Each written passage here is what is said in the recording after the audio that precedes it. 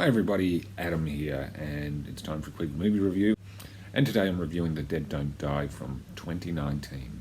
And this stars Bill Murray, Adam Driver, Steve Buscemi, Rosie Perez, Danny Glover, and Carol Kane. And Tilda Swinton. Selena Gomez.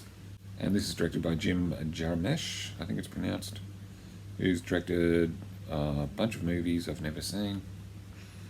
I'm going to be honest.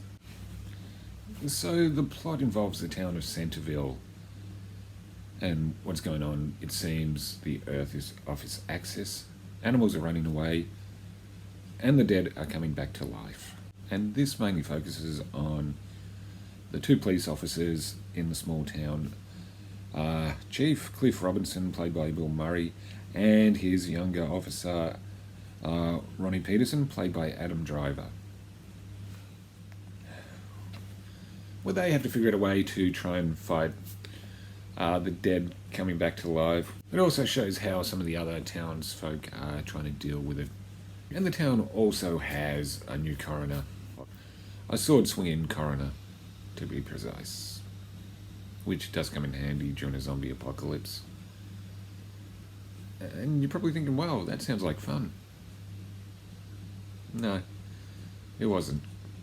This would have to be one of the most boring, pretentious zombie movies I've ever seen. And I'm not really familiar with the director's work, but I was looking through some other reviews and people saying, well, maybe it's because you haven't watched some of his other movies. But here's the thing, I don't think that should matter.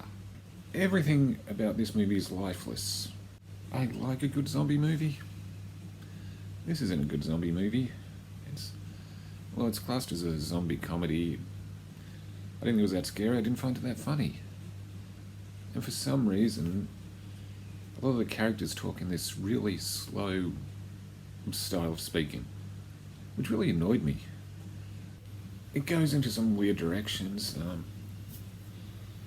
Like, one of the characters breaks the fourth wall and starts talking about how he's been given the script so he knows what happens. And it's like, what? What? And look, you can break the fourth wall in certain movies. Deadpool gets away with it, because that's his thing. But in this, it just seemed out of place. And speaking of out of place, for those who've seen the ending, what was that? We have Tilda Swinton's character. If you've seen it, you know what happens. Why? Why does that happen? Oh man, I put this up there in bad zombie movies, up there with Pride and Prejudice and Zombies. I didn't like that one. I didn't like this one. I always try to find the positives. Look, there's some decent makeup effects. I'll give it that. But as I said, I'm not a fan of the whole speaking slowly acting. And some of the action scenes just seemed really bland. So yeah, I wasn't impressed by this. There was a nice touch with the zombies where they would remember what they used to do, or part of what they used to do. Like if they were kids, I'd hang out at the toy store, or if they were like sports people, they'd hang out at the football field or tennis field, and that was a nice touch. It's really the only difference, but no, I could not stand this movie. I'm sorry. So I don't think art house and zombie movies really mix.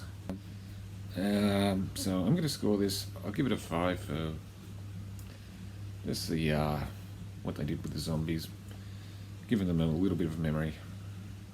But everything else, I found this dull.